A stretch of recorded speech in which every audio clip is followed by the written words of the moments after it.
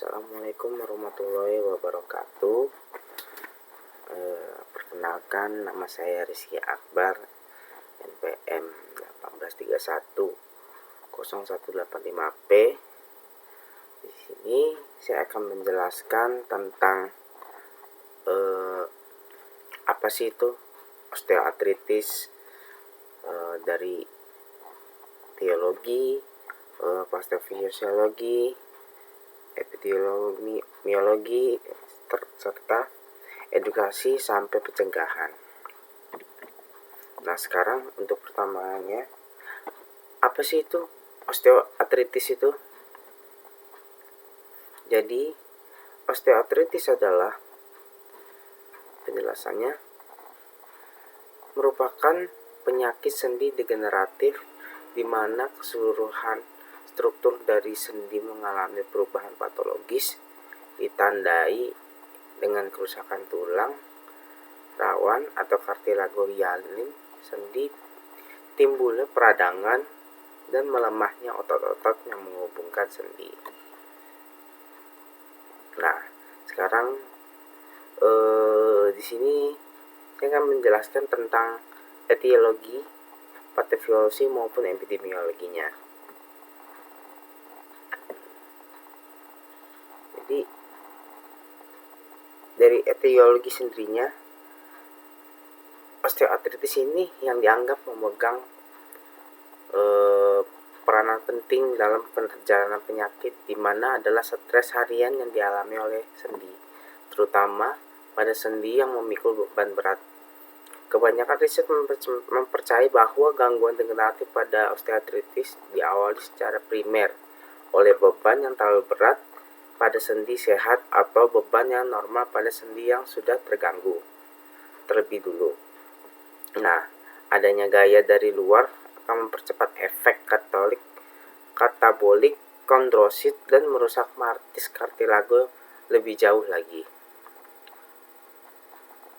Untuk patofisiologinya sendiri, patofisiologi dari osteoartritis ini paling sering disebabkan oleh penuaan sendi secara fisiologis, sehingga seringkali disebut dengan penyakit sendi degeneratif. Akan tetapi, banyak faktor yang banyak berperan dalam terjadi osteoartritis, seperti trauma, penggunaan berlebihan atau overuse, faktor genetik, obesitas, perubahan hormon, dan sebagainya. Faktor-faktor tersebut memberikan beban pada sendi secara berkepanjangan.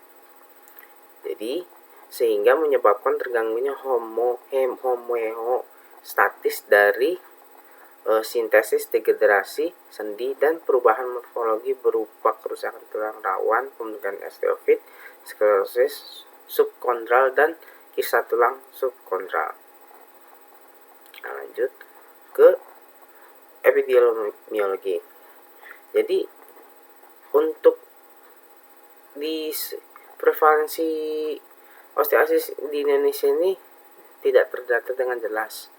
Salah satu penelitian di Bandung mendapatkan bahwa 74,48% dari keseluruhan kasus reumatik pada tahun 2004 merupakan kasus OA, di mana 69% diantara adalah pasien wanita dan 87% bukan osteoartritis lutut. Untuk dari sementara, untuk globalnya, osteoartritis dari 110 penyebab utama kelumpuhan dan gangguan pergerakan sendi. Menurut data dari WHO, terdapat 9,6% laki-laki dan 18% wanita di atas usia 60 tahun memiliki osteoartritis simptomatik. Nah, terdapat lebih jelas dari 30 juta orang di Amerika Serikat memiliki osteoartritis. Sedangkan di Inggris terdapat 8 juta orang yang mengalami osteoartritis. Nah, secara prevalensi, osteoartritis ini dapat berbeda-beda berdasarkan etnis, jenis kelamin, dan usia. Nah, osteoartritis ini meningkat sering dengan bertambahnya usia. Jadi, dari 80-90% pasien dengan osteoartritis ini berusia rentang rata-rata 65 tahun ke atas. dan ditemukan lebih sering pada wanita dengan rasio wanita pria itu 1,7 banding 1. Sedangkan berdasarkan kekelibatan sendinya, osteoartritis paling sering ditemukan di lutut, tangan, panggul.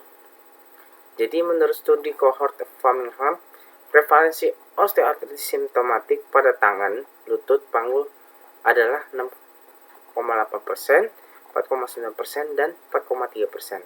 Sedangkan untuk osteoartritis radiografik ditemukan sebanyak 19,2 pada lutut, 2,7,2% pada tangan, dan 19,6 pada panggul.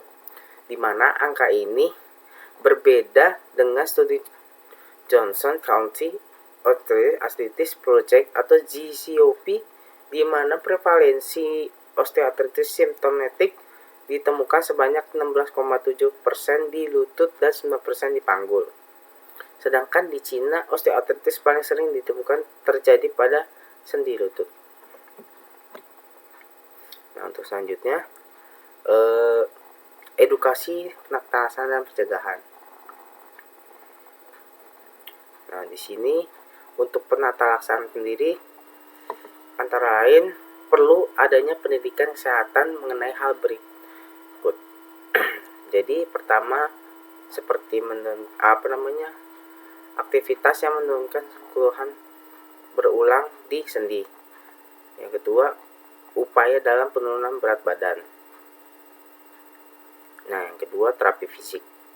Untuk terapi fisiknya sendiri, osteoartritis pada lutut akan menyebabkan kondisi diskus atrofi otot quadriceps, latihan setan otot.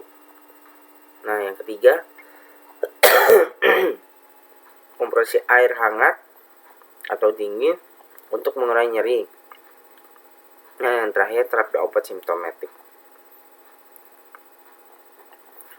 Nah, untuk pencegahannya diusahakan untuk menurunkan berat badan, karena menurunkan berat badan mengurangi resiko terjadinya beban pada lutut. Kalau misalnya berat badannya dia berlebih, otomatis dia akan membebani lutut dan semakin parah keadaan osteoartritis tersebut. Nah, yang kedua, melakukan terapi fisik dan rehabilitasi. Nah, untuk edukasinya sendiri seperti menjaga berat badan yang tubuh ideal, mengkonsumsi vitamin C, melakukan latihan untuk tetap menjaga mobilitas sendi.